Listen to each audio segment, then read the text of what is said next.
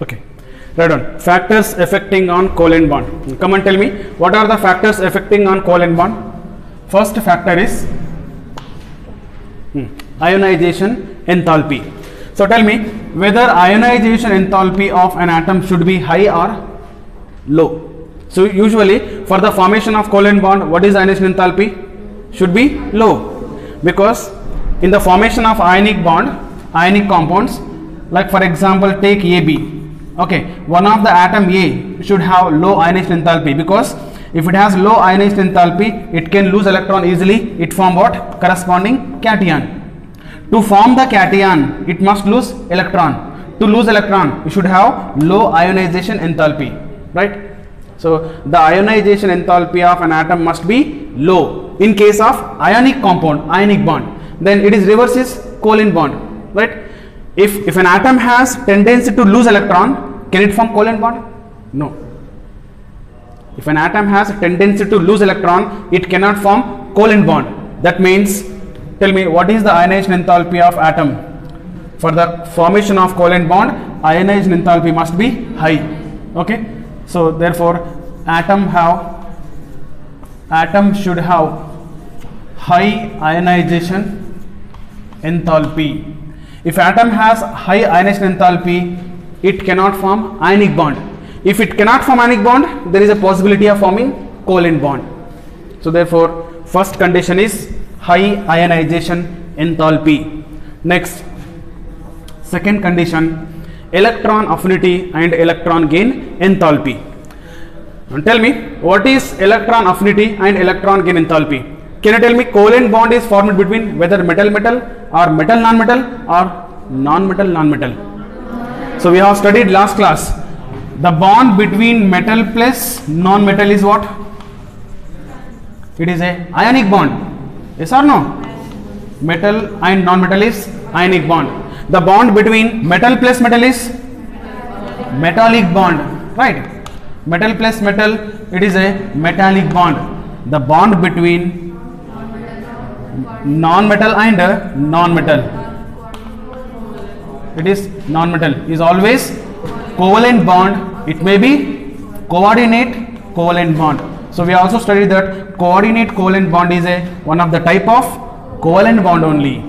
So therefore, a covalent bond is always formed between non-metal, non-metal.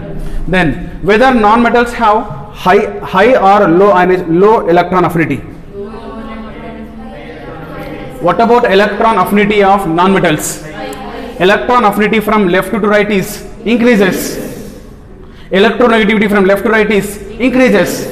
That is, in a period, electronegativity, electron affinity increases. It means non-metal should have high electron affinity and high electron gain enthalpy, electronegativity. So therefore, second condition is an atom should have high electron gain enthalpy and electron affinity, right?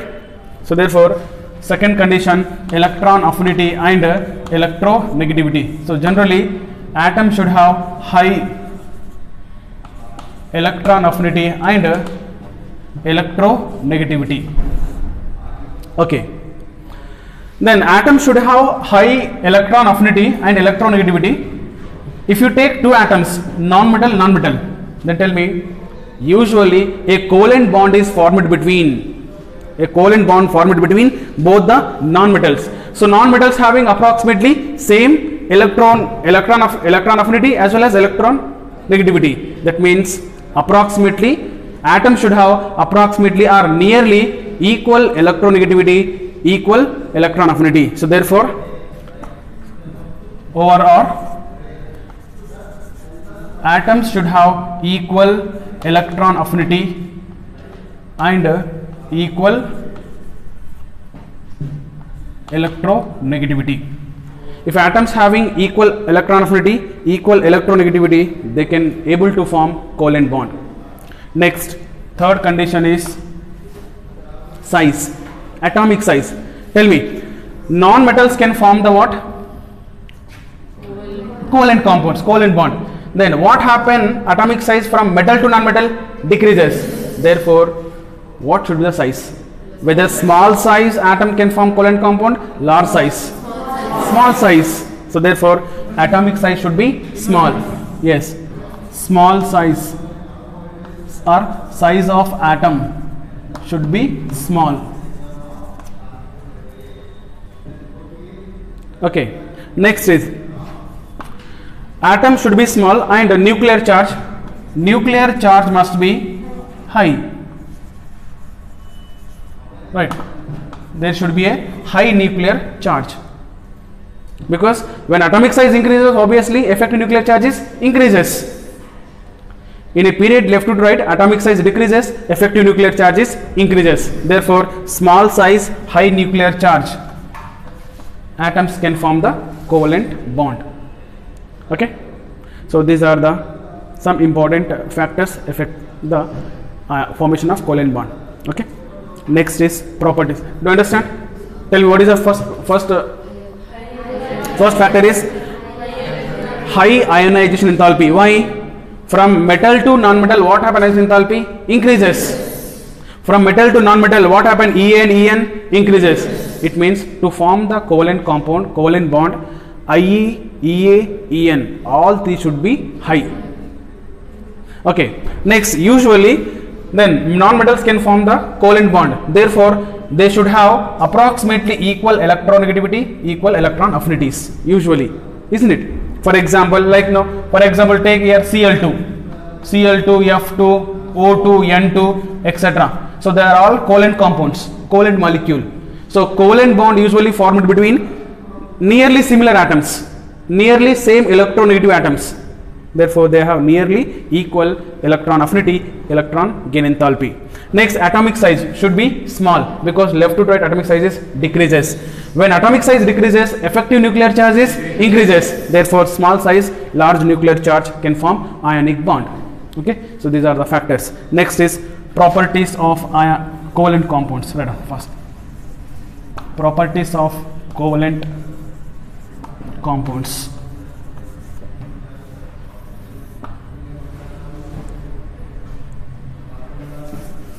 Come on, tell me. Properties of covalent compounds are quite opposite to ionic compounds. If you understand ionic compound, covalent compound is quite opposite. One, can you tell me what are the properties of ionic compound? First property is ionic compounds are crystalline solids, right? Whereas covalent compounds are, they may be liquid, they may be gas, they may be even solid also. Next, second property is ionic compounds having high melting point, boiling point due to strong electrostatic force of attraction. What about this? They have low melting point, boiling point, except 3D structure molecule, 3D network structure molecule. In solid state you have studied covalent solids, 3D network solids. 3D network solids having high melting point, boiling point due to their network structure. Example, diamond. Okay. So therefore, other than that, yes, diamond, graphite, even silicon carbide, it is called carborundum. Okay, boron nitride, inorganic benzene, okay, etc. So these are our exceptions. Otherwise, covalent compounds having low melting point, boiling point compared to what? Ionic compounds. Next is solubility. What about solubility? Ionic compounds are soluble in water because they are polar nature, no? Since ionic compounds are polar nature, they are soluble in polar solvent, whereas covalent compounds are soluble in non-polar solvent but insoluble in water, polar solvent. It is solubility. Next, conductivity. What about conductivity of ionic compounds? Ionic compounds are bad conductors or insulator in solid state. Why? In solid state, ionic compounds, there will be ions, but there is no movement of ions. Okay. But ionic compounds are good conductors in liquids, that is solution state and molten state. Why? There is a movement of ion. Then what about conductivity of covalent compounds? Covalent compounds are generally, they are insulator or bad conductors of electricity. Okay, but there are some exceptions. Exception is like polar molecules. Polar molecule like HCl, polar molecule like HBr. Okay, these polar molecule, they undergo ionization, they form ions, they may conduct. And one more example is graphite. Graphite has covalent bond, but it is a good conductor because in graphite each carbon has one free electron and each carbon undergo sp2 hybridization. Next is directional nature. What is the directional nature of covalent bond? Ionic bond is a non-directional, we have studied. Why? So why ionic bond is non-directional? Because in ionic bond 1 Na plus like surrounded by how many minus? Cl minus 6 Cl minus. So 1 Na plus surrounded by 6 Cl minus. Similarly 1 Cl also surrounded by 6 Na plus. In one direction, all direction, all direction. Right? 1 Na plus surrounded by 6 Cl minus in all the direction. That is a non-directional. That means ionic bond has no any particular one direction, whereas covalent bond has particular direction. Therefore, covalent bond is a directional nature. Due to directional nature, covalent compounds can form isomerism. That is, they form space isomerism, they form geometrical, optical, stereoisomerism, etc. Many isomerisms. So reason is that is directional nature. Whereas ionic compounds can form isomerism? No. Ionic compounds we do not study any type of isomerism. There is no question of isomerism in ionic bond, ionic compounds, because ionic bond is a non-directional. It has no direction. Whereas covalent bond, coordinate covalent bond has direction. There we study what? Isomerism. We study isomerism coordination compound now. I studied or not? We also study isomerism in coordination compounds. Why? There is a coordinate covalent bond, dative bond. That is also what? Directional bond. Then last one is reactions. We studied it. Reactions of ionic compounds are very fast because reaction takes place between ions. Then what about covalent? Reactions of covalent molecules are very slow. Why? Because in covalent molecule there is a breaking and making of bond takes place. Right? So therefore it is just comparison. If you remember comparison, it is better, you can understand easily, right? So we'll study one by one. Tell me, first is physical. Come on, tell me, physical nature, Adam. Physical nature. So what is the physical nature of covalent compounds? They are solids, they are gaseous state, they are even liquid state. So therefore they exist in solid, liquid and even gaseous state. That means all the states. Next, second one is melting point, boiling point. Come on, tell me, what is the melting point, boiling point of covalent compounds? Comparatively ionic compound low, but it is not that very low, right? So therefore they have low melting point, boiling point compared to ionic compounds, but there is exception. Except is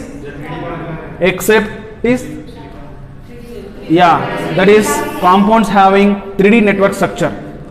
Covalent compounds having 3D network structure like diamond, graphite, silicon carbide, aluminum nitride, etc. These are having 3-dimensional network structure. They are called covalent solids, isn't it? They are having very high melting point, boiling point. So therefore usually they have low melting point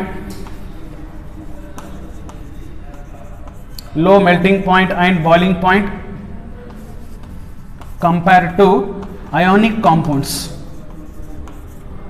but except 3D network solids. Can you tell me what are the 3D network solid? Diamond, graphite. Tell me. Yeah, carborundum. Silicon carbide is called carborundum. Silicon carbide, it is carborundum. Aluminum nitride, it is called inorganic benzene. Nitride, ALN.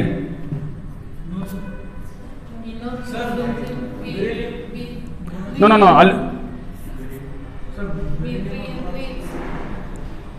Not, it is not. What do you say? Aluminum nitride, B3. No. Inorganic graphite.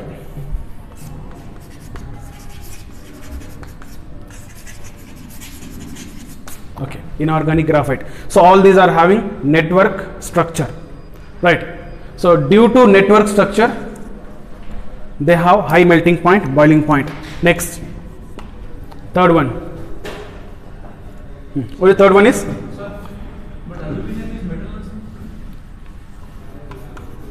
Solubility. Aluminum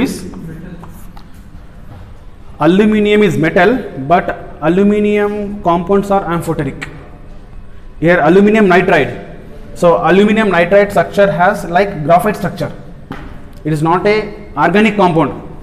Aluminum nitride is not a organic compound. Its name is inorganic graphite because its structure just similar to graphite structure.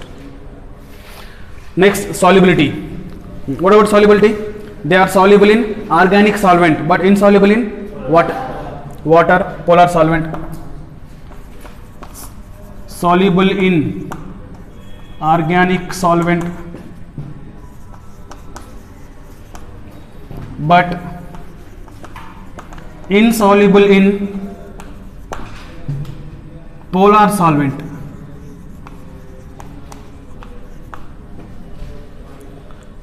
Right. Next, conductivity.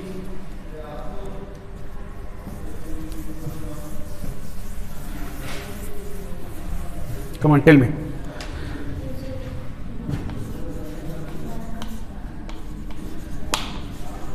Conductivity. So what is the conductivity of these compounds?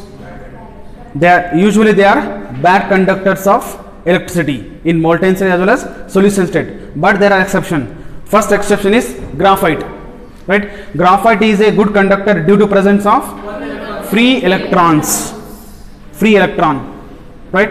And even some polar compounds like hydrochloric acid, hydrofluoric, hydrobromic, HCl, HBr, HI, etc. They are good conductors in aqueous medium because they form ions. Okay, so therefore they are bad conductors of electricity in molten and aqueous state. But what is the exception? Graphite is a good conductor.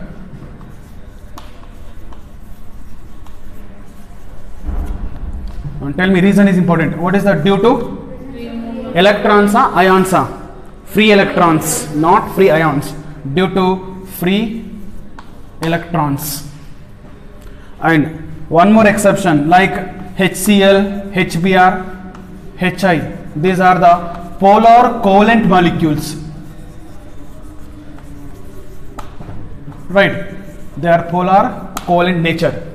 So due to polar covalent nature, they can form ions in aqueous medium. Therefore, they can also conduct electric current. Next, what is the directional nature?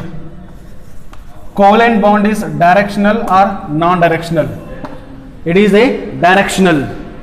So due to directional nature, it can form or it can exhibit isomerism. So therefore, covalent bond is a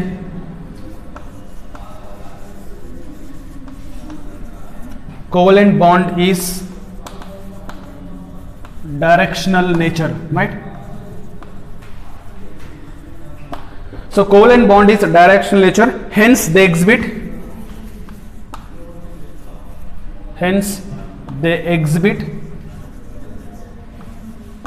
isomerism.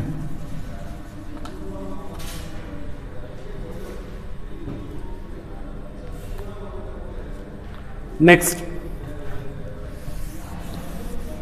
last property is reactions. What about reactions between covalent compounds? The reaction between covalent compound is slow, whereas ionic compound is fast. So therefore, last property is reaction between covalent molecule is slow because what is the reason? There is a breaking and making of bond takes place. old bond has to be break, new bond has to be formed, because breaking and making of bond takes place. Okay. Now here there was some question appeared previously in different exams based on this concept.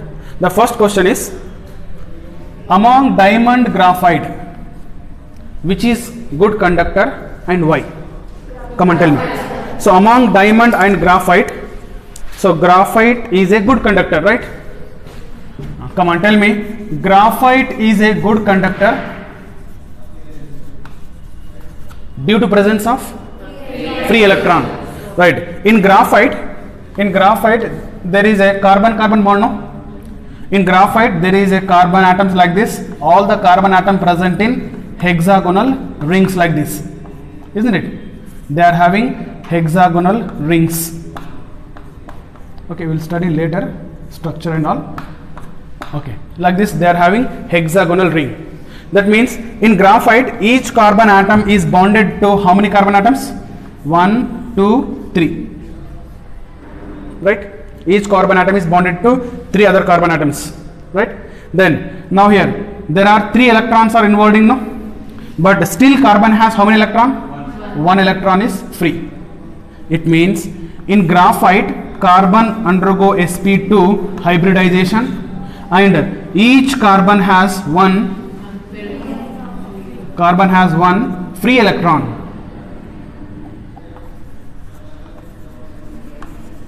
Okay, one free electron. Then what about diamond? In diamond each carbon atom is bonded to how many carbon atoms? 4 carbon atoms. It has network like structure, no? Or it has cage like structure. Therefore on each carbon atom is there any free electron? No. All the 4 electrons are involved in bonding. Carbon has valency 4. So therefore what is the hybridization of the carbon? sp3. So in diamond carbon is sp3, in graphite sp2. Graphite is a good conductor compared to, not compared, it is a good conductor, it is a bad conductor. Diamond has insulator. Okay.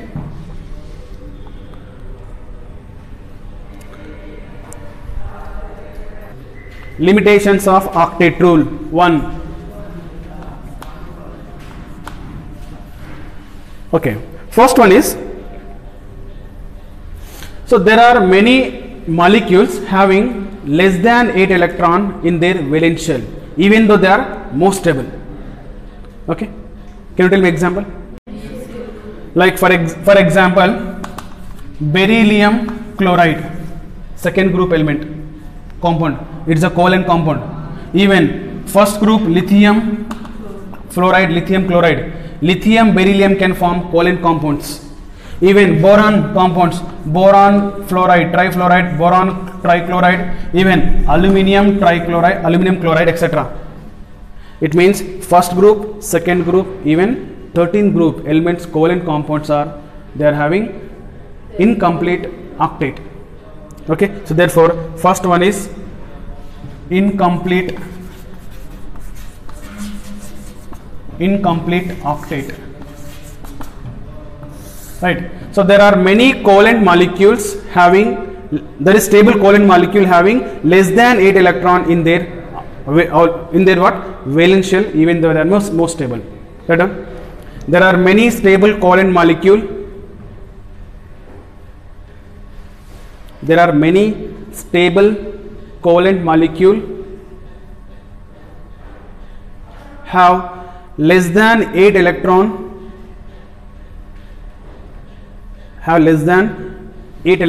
in their valence shell. Then how to remember? Say, how do you remember? First group, second group, 13th group covalent compounds. See, let us take this lithium chloride. Then how to see it has how many valence electron in valence shell?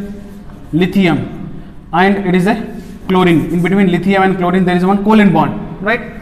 Can you tell me this lithium has how many valence electron? Only 1, because lithium belongs to first group. Okay, lithium has 1 valence electron and chlorine sharing 1 electron. This means 1 bond. This 1 bond indicate how many electrons? 2 electron. Can I write 2 electron like this? Then now tell me, lithium has how many electron in its valence shell? It has 2 electron after bonding. After bonding, we are writing after bonding 2 electrons. No, it's supposed to get how many electron? 8 electron, but not electron. It's only 2 electron after bonding. But what octet rule says? Octet rule says that atom or ion or molecule try to attain 8 electron in valence shell. For that only they involved in chemical reaction. It is not. Next, take beryllium chloride. Beryllium central atom which has 2 chlorine, 2 bonding here. Then 1 chlorine bonding indicates how many electron? 2 electrons. This side also 2 electron. Now tell me, this beryllium has total number of electron after bonding 4, but it is not a 8. This beryllium supposed to get 8 electron after bonding. No, that's what beryllium should involve in chemical bonding, but not getting 8 electron. So therefore it is called incomplete octet. Next, similarly, boron fluoride. Boron fluoride, there are 3 fluorine atoms surrounded by 1 boron. Then tell me, this bond indicate 2 electrons. 2 electrons. Then tell me, after involvement of bonding, it is getting how many electron? 6. Therefore, how many valence electron? 6. It is less than 8 electron. Therefore, incomplete octet. Next, similarly, AlCl3, 1 aluminium is attached to 3 chlorine. But here also 1 bond indicate 2 electrons, 2 electrons, 2 electrons. Therefore, it is also having 6 electron. The question is like this: which of the following has incomplete octet? So remember, first group, second group, 13th group elements can form incomplete octet compounds.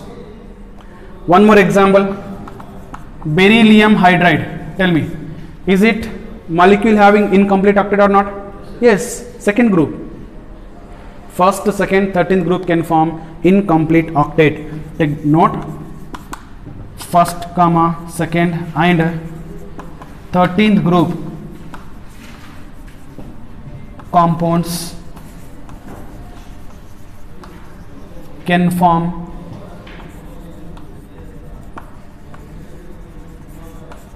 incomplete octet. Next, right, so these are the compounds having incomplete octet, right? Even though they are stable, octet rule could not explain about stability of this compound. This is one drawback. One more drawback is opposite. These are having incomplete octet, but the sum of the molecules, stable molecule having expanded octet, means more than octet. So therefore, second one, right? Expanded octet.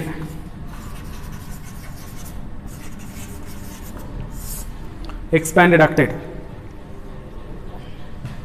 Right. So there are some covalent molecule, stable covalent molecule having more than 8 electron in their valence shell, even though they are stable. Right?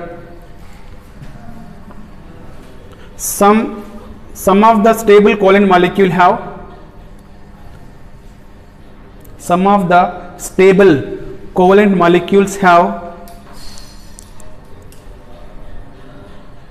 more than 8 electron in their valence shell. More than 8 electron in their valence shell. Tell me, which stable covalent molecule have more than 8 electrons? Example, PF5 or PCl5 also. And tell me, in PF5, phosphorus attached to how many fluorine or chlorine? 5 fluorine, no? Okay, 5 fluorine. It means there are how many bonds? 5 bonds, 10 electrons. Now after formation of bond, see, after formation of chemical bond, this one bond indicate 2 electron. Therefore, 2 electron, here is 2 electron, 2 electron, 2 Here is 2. Therefore, after involvement of chemical bond, this phosphorus has total how many? 10 valence electron, which is more than octet. Even though PFI is stable, PCl5 is stable, octet rule could not explain about stability of this molecule. Similarly, it is phosphorus 15th group. 16th group I will take SF6. 17th group I will take IF7. Oh, tell me, in 16th group SF6, this S attached to, there are total 6 fluorine. So 6 fluorine means how many bonds? 6 bond. How many electrons? 12, because each bond indicate 2 electrons. So here sulfur is a central atom which has total 12 electron, which is more than octet. Next, similarly IF7, iodine attached to total how many? 7 fluorine atoms with covalent bonds. So which has how many? 14 electron, which is also more than octet. Next, one more example, sulfuric acid. Tell me, in sulfuric acid, sulfur has central atom. Okay, sulfur is a central atom. This sulfur has how many electron in valence shell? How many electron in valence shell? 6. How 6? Write the structure. Sulfur attached to 2 oxygen and 2 OH like this. The structure of sulfuric acid. Come on, tell me. In this structure, sulfur has how many valence electron? See, this one bond indicate 2 electrons, no? After formation of chemical bond, I am asking. You are telling before chemical bond. It is 2, 3, 4, 5, 6. There are total 6 covalent bond. It means there are 12 valence electron.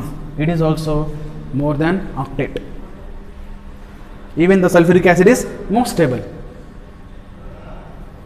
Right? Next, another condition. So molecules having odd number of electrons. Molecules having odd number of electrons. So molecules having odd number of electron do not satisfy the octet rule. Right on. Molecules having odd number of electrons. Molecules having odd number of electrons do not satisfy octet rule. Do not satisfy octet rule. Example, nitric oxide NO, NO2, O2 minus, which is called peroxide.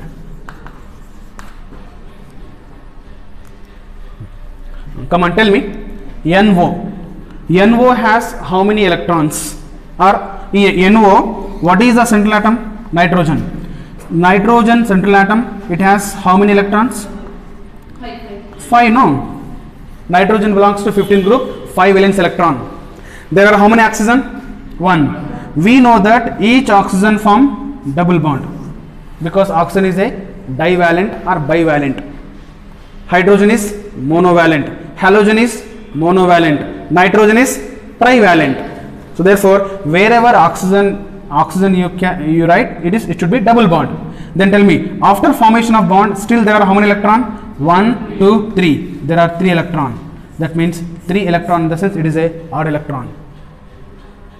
Right? The species which are having odd number of electron, they do not satisfy octet rule, but they are more stable. Okay. So this is one example. Next, NO2. NO2, tell me, there is one nitrogen, 2 oxygen. Yeah. There are 2 oxygen form double bonds and still there is a 1 electron. This is also odd electron species. Next is peroxide. In peroxide, O2 minus 2, no? O2 minus 2 is a peroxide, no? In peroxide, this oxygen has double bond. Okay, but we know that each oxygen has how many electrons? 4 electron, that is 2 pairs, this is. But there is a 1 minus charge. It means it has 1 electron extra. So therefore, if you count, you will get odd electron. Right? So all odd electron species do not satisfy the octet rule. Okay. Next, there are some important properties of odd electron species. Can you tell me what are the important properties? First properties of odd electron species.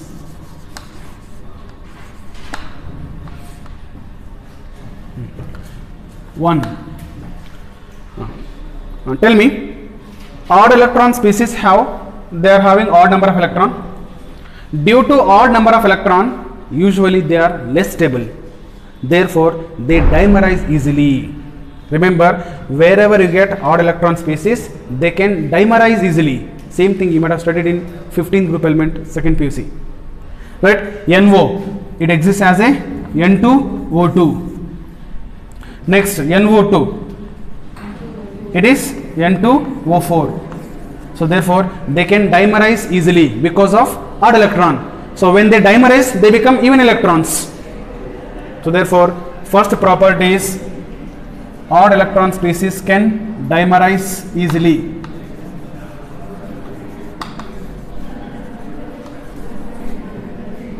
They can dimerize easily. Like example,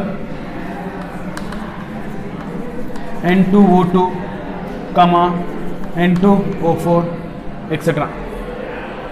Next, one more property is usually odd electron species para or diamagnetic. Paramagnetic, no? Right? Usually, if a molecule or atom ion has odd electrons or unpaired electrons, they must be paramagnetic. Therefore, odd electron species are usually paramagnetic. Important. They are paramagnetic nature.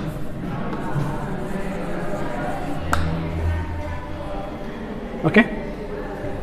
Now, so there was previously question was appeared. Question 1 is, which of the following is a odd electron species? Same question I have given in DPP. Have I given? One time I gave, I remembered. So, which of the following is a odd electron species? Tell me, how to identify odd electron species?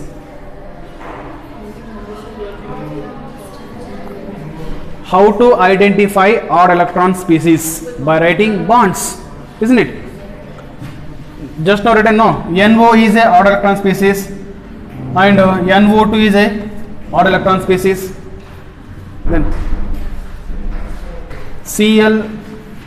ClO2, it is also odd electron species.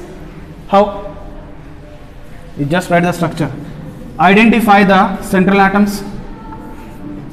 Right? You just write the electron.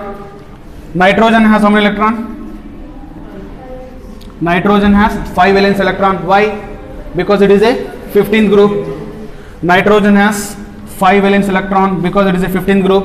Chlorine has 7 valence electron. It is a 17th group. Okay. You just write first all valence electron in central atom. Next, write the bonds. There is a one oxygen. We know that oxygen is a bivalent, therefore write double bond. Now still there are how many electron? 3. It is odd electron. This is an easy way to identify the odd electron species. Next, NO2, N double bond O, double bond O. Still there is a 1 electron, odd electron species. Right. Next, ClO2. Tell me, in Cl surrounded by 2 oxygen, 2 double bond. Still there are how many electron? 3. It is also odd electron. So like that we can identify the odd electron species easily by writing the structures. Okay. It is next. There is another property of odd electron species. Odd electron species can form the bond with odd number of electron also. Odd electron species can form what? Bond with odd electrons. Third property is they can form bond with odd electron, in the sense 1 electron or 3 electron. So odd electron species can form the bond with 1 electron, even 3 electron also. For example, you take this NO. Tell me, in NO we have written N double bond O, and there is how many electron? 3 electrons, like this. Okay. Now here there are how many bonds here? N and O. 2 bonds, no. 2 bond. 2 covalent bond. A covalent bond always formed by 2 electron. But NO may exist N double bond O only, but 1 bond with 2 electron. There is another bond is with 3 electron. Therefore, it has how many? 2 electrons. Do you understand? Yeah, no, it is a double bond only.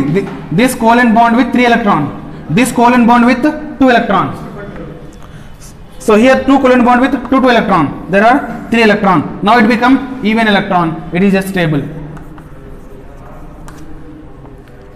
It means to get the stability in all electron species, they may form the bond with 3 electron also. Do you understand? Here 2 bonds with 2 electron. 3 electrons are there, free electrons, or 3 non-bonding electrons. But here there are bonds are 2 only, but 1 bond with 2 electron, another bond with 3 electron. There are free electrons are only 2, like that. So they may form the bond with even number of electron. Even it is a bond with 1 electron also possible. They may form the bond with 1 electron, bond with 3 electron also possible. Right? So these are the properties of odd electron species.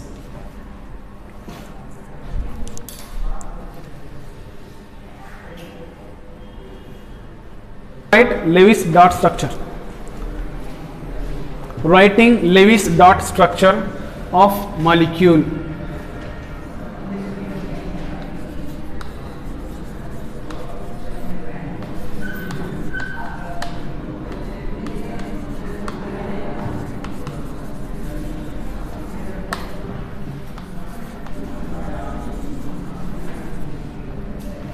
Okay, writing Lewis dot structure of molecule.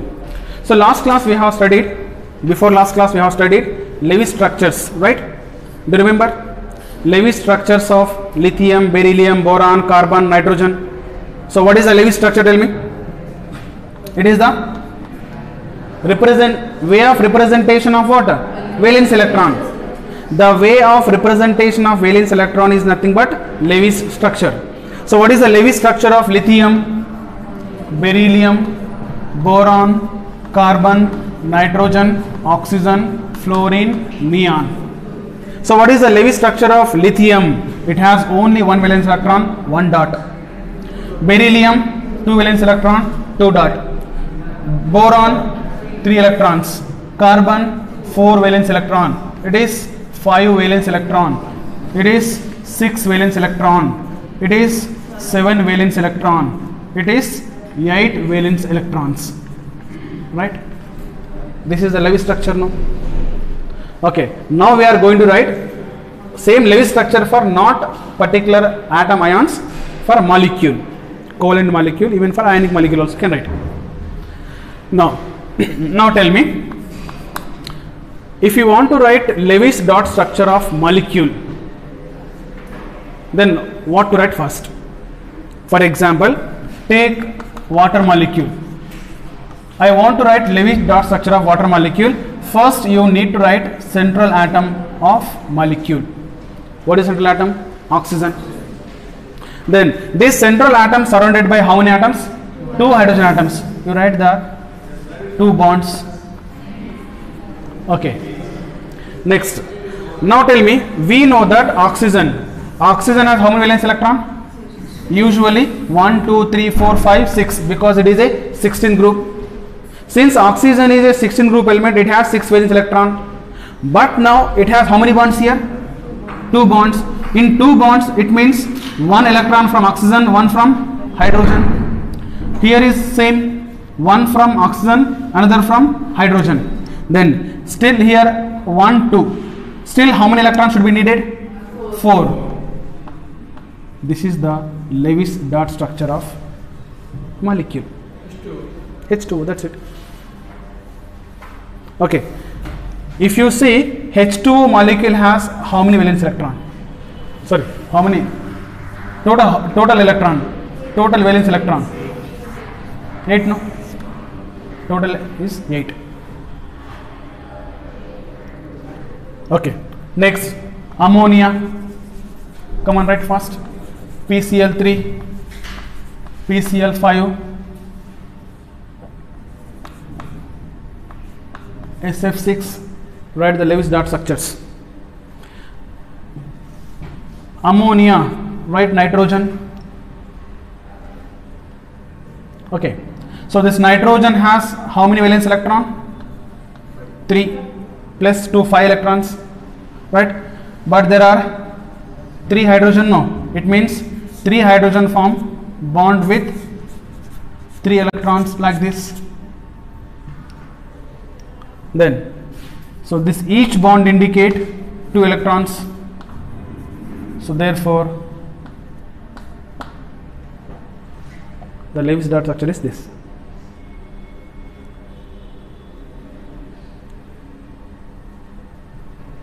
Next, phosphorus, it is also belongs to 15th group. There are 3 chlorine, no. 1, 2, 3, like this, isn't it? Next, PCl5, phosphorus, there are 5 chlorine.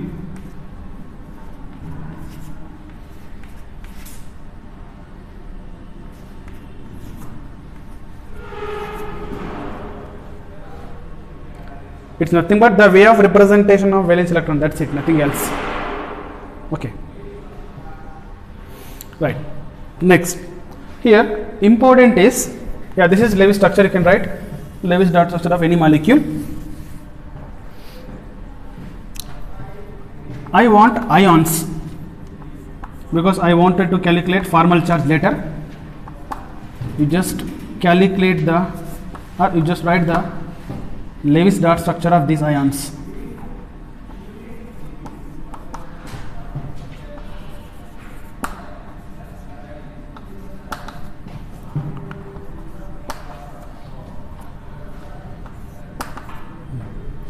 Write the Lewis dot structure of these ions.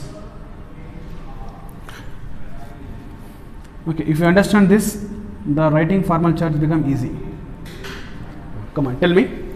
NH4 plus, where nitrogen is central atom, right? So nitrogen has how many valence electron? 5, you know. Okay, usually it has 5 valence electron like this, 1, 2, 3, 4, 5. Okay, but there is one positive charge. Do you know what is the meaning of positive charge? There was 5 electron, but 1 electron lost. And 4 hydrogen. So each hydrogen share its 1 electron, no?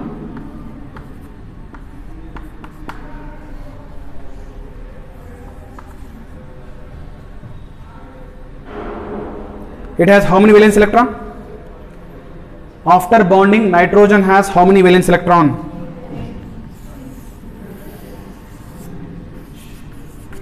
8. Next, OH minus, and listen here, OH minus, this oxygen has 6 valence electron, no? Because it is a 16th group, and minus is there, it means there is a 1 electron is extra. Right. Then, but there is a 1 bond, the bond with hydrogen. Hydrogen always share its 1 electron, no? Like this. This is a Lewis dot structure of oxygen.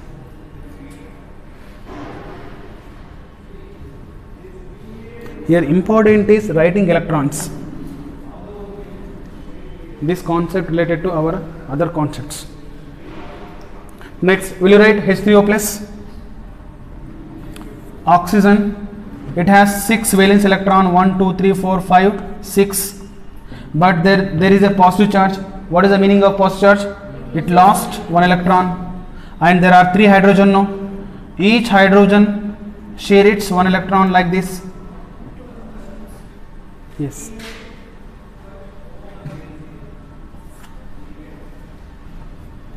Okay, right charge. NH2 minus. Nitrogen belongs to 15th group, 5 valence electron, right? But there is a negative charge. What is the meaning of negative charge? 1 electron is added. Then there are 2 hydrogen share 2 electron, 1 electron each. Written? Finished? Will you write remaining? Will you write remaining? Okay. Right. Okay. Now tell me, here one note, take one note. I want this. When oxygen has 2 bonds, student listen carefully. When oxygen has 2 bonds, how many lone pairs should be written? 2 lone pairs. Very, very important. Wherever oxygen has 2 bonds, if it has 2 bonds, how many lone pairs? 2 lone pairs. Why? You see here, where H2O where written here, see.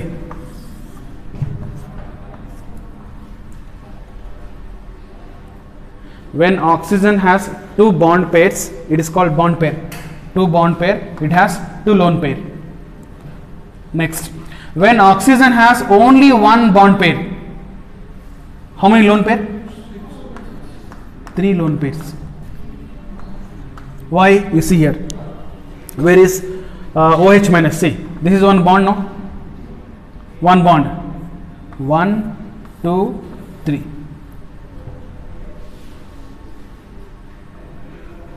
Next, when oxygen has 3 bonds, 1, 2, 3, it has how many lone pair? Only 1 lone pair. Where?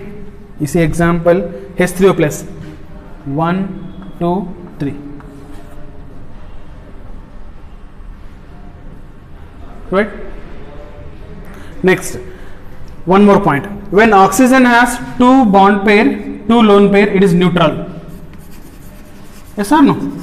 Like H2O, it is neutral. When oxygen has only 1 bond pair, 3 lone pair, it has negative charge. Negative charge, well, like OH minus. Yes or no? OH minus. When oxygen has 3 bond pairs, 1 lone pair, it has positive charge. Sir, which form acid, which form is? No, that is acid base, leave it. We are studying about electrons only. You try to concentrate on electron, how to calculate electron.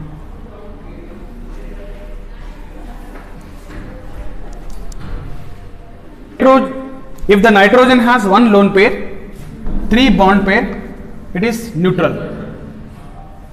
Similarly, if the nitrogen has 4 bond pairs, Plus positive. this is neutral, right?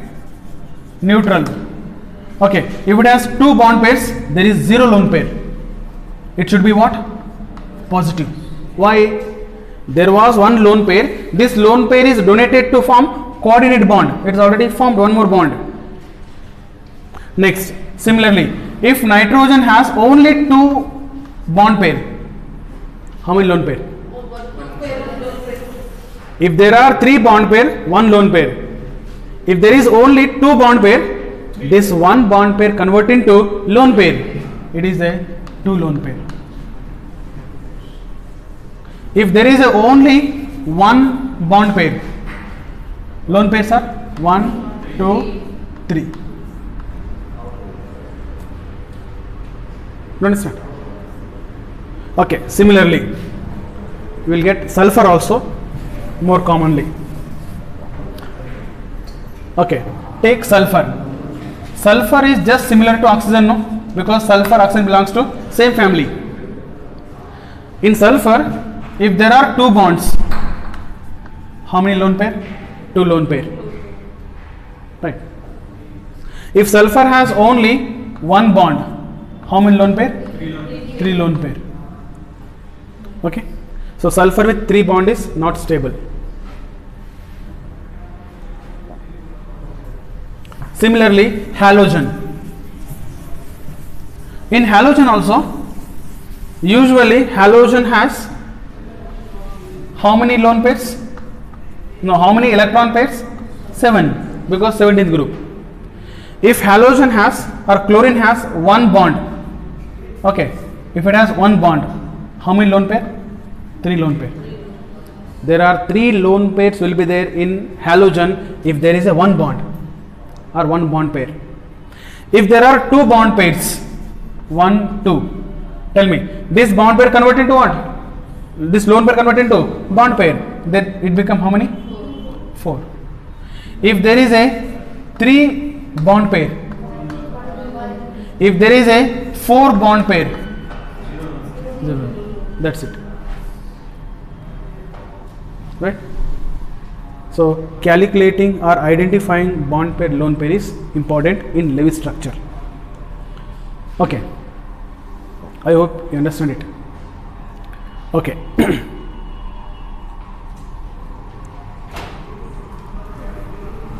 Let's see electron, types of electron. You know, usually molecule having 2 types of electrons. One bonding electron, second one is non-bonding electron. Take down. One bonding electron.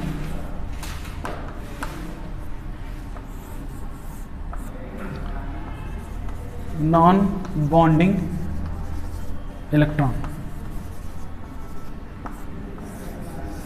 There are 2 types of electrons, bonding and non-bonding. Okay, this bonding electron, nothing but we take lone pair. Example for bonding electron, we take, bond pair of electron.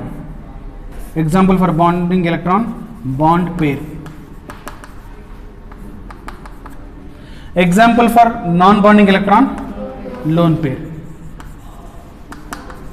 Lone pair.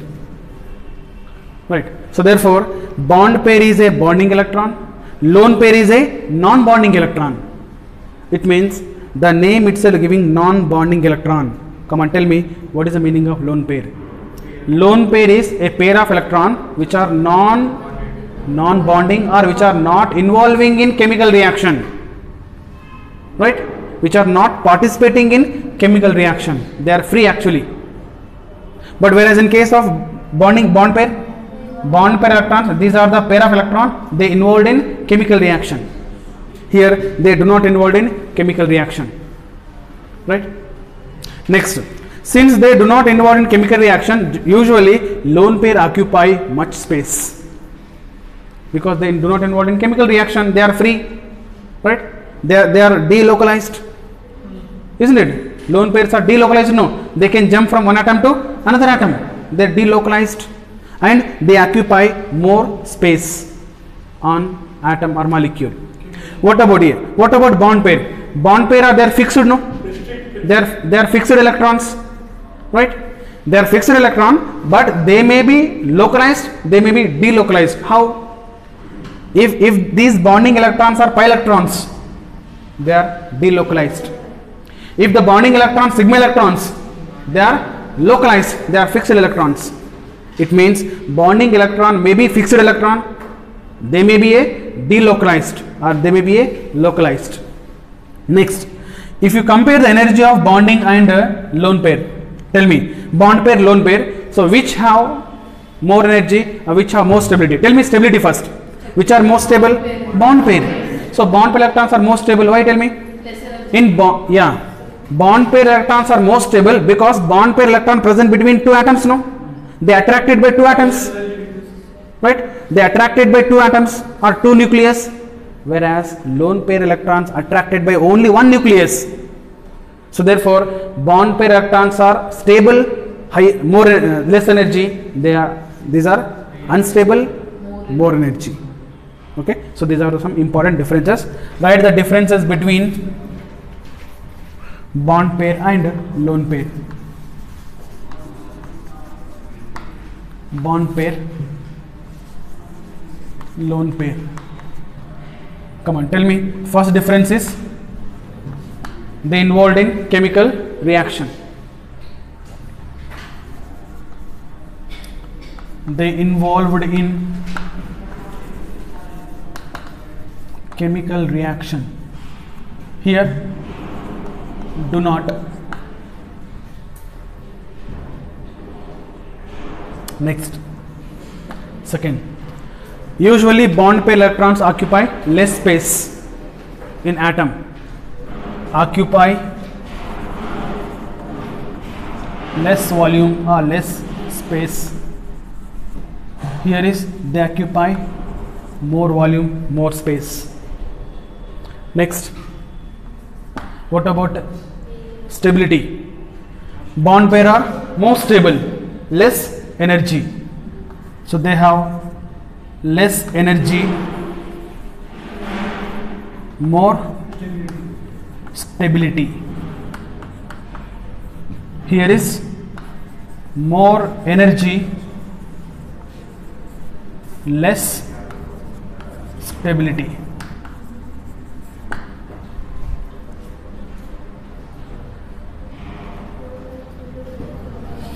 Yeah, see one more difference is, tell me, localized. Yeah, so bond pairs may be localized or delocalized. Here is lone pair is localized, so they are delocalized. Delocalized means they can jump, they can transfer from one atom to other atom. Okay, here they may be localized or delocalized. Here is they delocalized.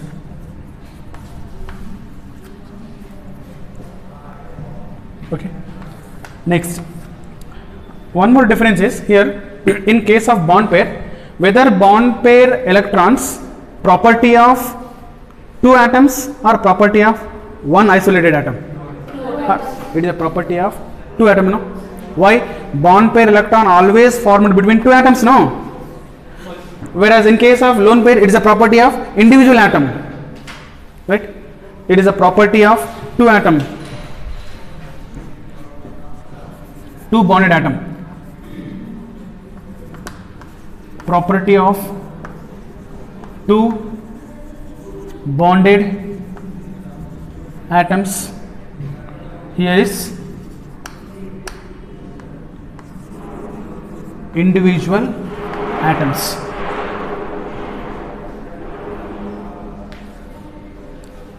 Okay.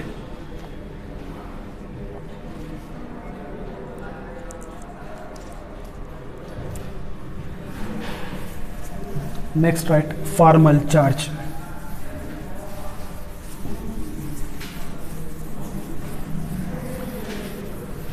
Formal charge.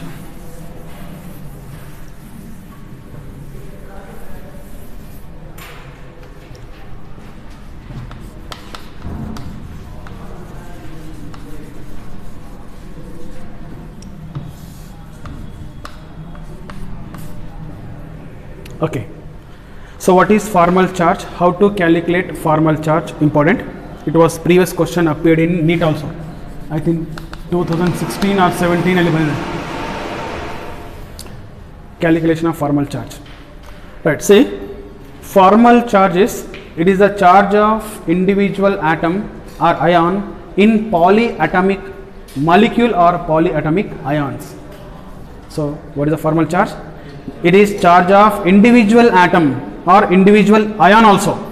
So the charge of individual atom or ion in polyatomic molecule or polyatomic ion is called formal charge. So therefore, take down the charge of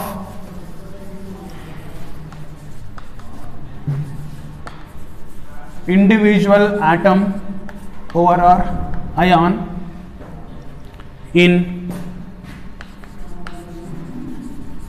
polyatomic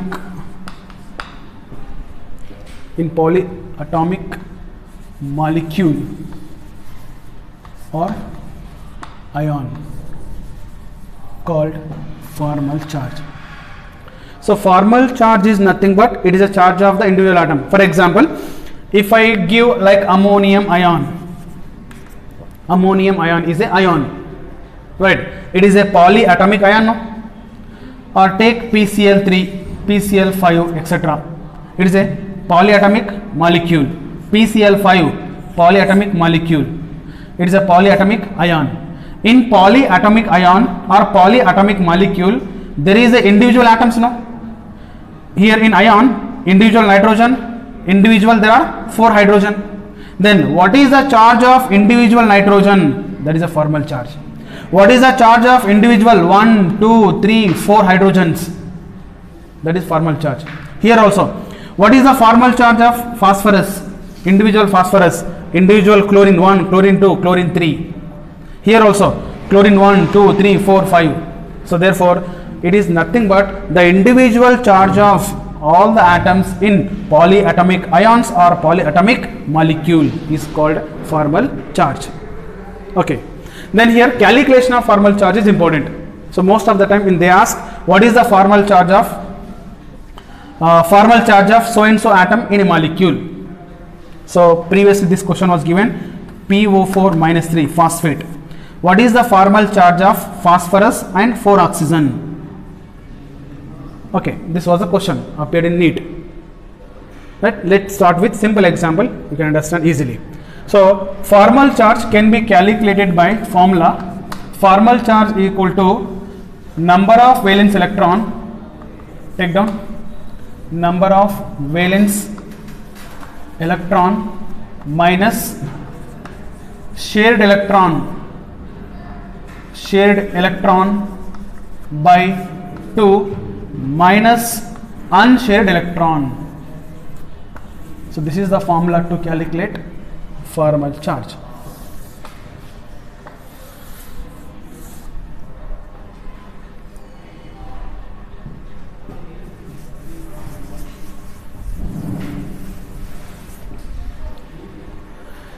Right. Formal charge is equals to number of valence electron. You can calculate valence electron by Lewis dot structure, isn't it? Possible or not? And shared electron you can calculate by Lewis dot structure, and unshared electron also Lewis dot structure you can calculate. Okay. Then let's see one question. Calculate the formal charge. Write down. Calculate the formal charge of nitrogen, 4 hydrogen in ammonium ion. So what is the formal charge of nitrogen and 4 hydrogen in ammonium ion? Okay, let's calculate first nitrogen. Come on, tell me. Formal charge of nitrogen equal to, what is the formula? Number of valence electron. Tell me, how do you calculate number of valence electron? By group number. What is the group number of nitrogen? 15th group. All the 15th group elements have how many valence electron? 5. Therefore, formal charge of nitrogen is, valence electrons of nitrogen is 5 minus. Right. Then shared electron by 2. What is the meaning of shared electrons? Number of electrons involved in bonding. Number of electrons involved in bonding is nothing but shared electron. So here in ammonium ion there are how many bonds here? Nitrogen attached to 4 hydrogen, there should be a 4 bonds, no? We know that hydrogen is a monovalent, we all know it. So therefore this one bond indicate how many electron? 2 electron. That means this is a 2 shared electron. Then total how many bonds? 4 bonds. There are total 4 bonds, therefore 4 into 2 is equals to 8. There are total shared electrons are 8. So shared electron can be calculated from bonds? No. The number of bonds multiply with 2, which gives shared electron. Therefore, shared electrons are 8 by 2 minus unshared electron. Unshared electron nothing but lone pair of electrons. See, is there any unshared electron here? Why? We know that when nitrogen forms 4 bonds, is there any lone pair? Just now written, you see the notes. When nitrogen has 3 bonds, how many lone pair? 1 lone pair. It means 2 electron. When nitrogen has 4 bonds, there is no lone pair. Right? So therefore, there is no unshared electron. So therefore, unshared electrons are 0. Time over. Okay. You just inform me. Okay. 5 minus 4, that is 1. It means plus 1. Okay. Next is formal charge of hydrogen. Come on, tell me. Hydrogen here. It means one hydrogen attached to nitrogen here. 1, 2, 3, 4. All hydrogens are same. 1, 2, 3, 4. All are same. Therefore, let me calculate any one that is all equal. Come on, tell me. So number of shared electron, number of valence electron is 1 because hydrogen has only 1 electron, first group element. Next, shared electron. There are how many shared electron? If you take this, there is only 1 bond. It is a 2. 2 by 2 minus unshared electron. Is there any lone pair electron hydrogen? No. Hydrogen has only 1 electron, that is inward in bonding. Therefore, it is 0. So therefore, 1 minus 1 equal to 0. It means there are 4 hydrogen having 0. Then write the structure. There are 4 hydrogen like this. 1, 2, 3, 4. The formal charge of hydrogen is 0, 0, 0, 0, whereas formal charge of nitrogen is plus 1. In this way, you can calculate. In question also they ask, what is the formal charge of nitrogen, hydrogen in ammonium ion? Nitrogen plus 1, hydrogen is 0. Answer.